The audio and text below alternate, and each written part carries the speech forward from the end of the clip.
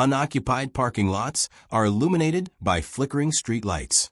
Entire communities remain in eerie silence. Don't let kids ride bikes. No barking dogs. Just the wind blowing past deserted houses. Once more, the post office shuts 2 hours early. Is America still here? Or has anything gone wrong in the background? Not all states just lost citizens. They are all but disappearing.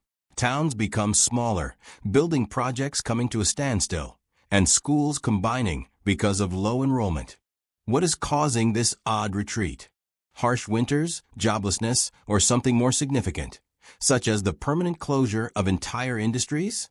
These 9 states are turning into ghost zones, and if current patterns persist, they might never recover. Let us dissect it. Number 4, Wyoming. Coal plants are closing. Ranches struggling to break even. Entire towns with more tumbleweeds than jobs. Not only is Wyoming sparsely populated, but it is also slowly disappearing. Fossil fuels were the state's primary source of income. However, in the past 10 years, coal production has fallen by more than 40%. Additionally, as the energy revolution quickens, large cities like Gillette and Rock Springs' economic vitality is waning. The true question is now, when a state's top sector declines and no one is prepared to take its place, what happens to the state? The breathtaking scenery of Wyoming is unable to cover the expenses. Yes, tourism is beneficial in the summer, but not during the off-season. Residents deal with shuttered businesses, restricted access to healthcare, and schools merging as a result of falling student enrollment. There are only 6 individuals per square mile throughout the entire state. Additionally, Wyoming runs the risk of turning into a retirement community if more young people continue to leave. Without a workforce to keep it going, does Wyoming have the potential to become the next American ghost state? Number 3, Vermont. A large number of young individuals are departing. Companies closing before they have even established themselves. Whole towns are aging more quickly than the nation as a whole. That isn't some isolated rural area. It's 2025 in Vermont. So why is it so difficult for one of the most picturesque states in America to survive? What they won't tell you is this. Vermont's workforce is dwindling, its population is scarcely growing, and it has one of the oldest populations in the country. In actuality, Vermont has more deaths than births annually. It has become that awful. Can a state continue to exist when its next generation departs? Despite its idyllic landscape and farm-to-table way of life, the economy isn't suited for sustained expansion. Residents are being forced to reconsider staying in some areas due to harsh winters, a lack of employment options, and an extremely expensive cost of living. Before we go any further, please remember to subscribe so that we can continue to provide you with weekly doses of unexpected facts. Number 2, Alaska. Costs in Alaska are increasing. A state where entire settlements are disappearing. That's paying residents to live there and not being able to retain them. Welcome to 2025 Alaska.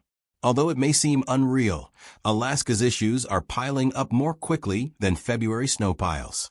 In some isolated communities, a gallon of gas costs more than $10. The prices at grocery stores are twice as high as the national average. Alaska's economy is also struggling despite its enormous oil reserves. This is the question that no one wants to respond to. How does America's largest state feel? More empty than before? Although Alaska's remoteness contributes to its character, it's also its demise. A lot of rural communities can only be reached by plane or boat. This implies that everything must be shipped or flown in, including food, fuel, and medical supplies, raising costs excessively. Do you remain in a state where even apples cost $5 per pound as a young adult attempting to start a life? Then there is the weather. Roads, infrastructure, and even entire cities are being destroyed by melting permafrost. Villages along the coast are actually plunging into the ocean. Drama isn't that. It's science. There are already emergency evacuation plans in place for several towns, such as Newtok and Shishef. However, What occurs when dozens more must move quickly? Once its golden ticket, Alaska's oil industry has been declining.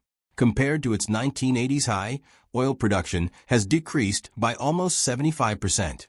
As a result, the state now faces budget shortfalls, public services that are suffering, and fewer job possibilities. To make ends meet, many Alaskans depend on their yearly oil dividend checks. Although tourism is beneficial, it is seasonal, and tourists leave when snowstorms, wildfires, or logistical difficulties strike. What happens, therefore, when a location with breathtaking scenery, abundant resources, and unadulterated beauty becomes just impossible to live in? Will there be more towns that appear as blank spots on a map? Will Alaska gradually become a place people remember rather than one they call home? Number 1. North Dakota. Significant employment losses. Entire counties are losing population more quickly than they are able to produce school yearbooks. Once millionaire-making oil resources are now hauntingly silent. That's North Dakota's new reality. One of the most isolated locations in the nation, it was once a representation of the American energy boom. This is the question that ought to startle you. What occurs when a whole state places a wager on one business, and that industry withdraws? In the early 2010s, North Dakota was seeing rapid growth. It was among the quickest because of the Bakken and shale formation, expanding American economies. In pursuit of 6F figure, thousands of people moved in. Wages. There was an explosion of new housing, schools, and other amenities in towns like Williston. However, boom towns have a fatal flaw. They blow up. Everything else slowed when drilling stalled and oil prices fell. Jobs disappeared. Families gathered and departed. Companies that had catered to vibrant communities have since closed. Whole communities designed to accommodate a population boom are only half occupied. It's not only the oil either. Another significant issue confronts North Dakota. No one wishes to remain. Young folks are moving away in enormous quantities. As soon as they receive their degree, college graduates walk out. The weather is terrible. The winters are long. Additionally, there aren't many work choices outside of the energy sector. Droughts, changes in trade, and automation have all had an impact on farming, which has historically been the state's main industry. Larger corporations have acquired many family farms, making rural communities even more vulnerable. What happens to a location? Then, if there is no generation to continue it? There are currently more cows than people in several counties in North Dakota. Hospitals are combining, schools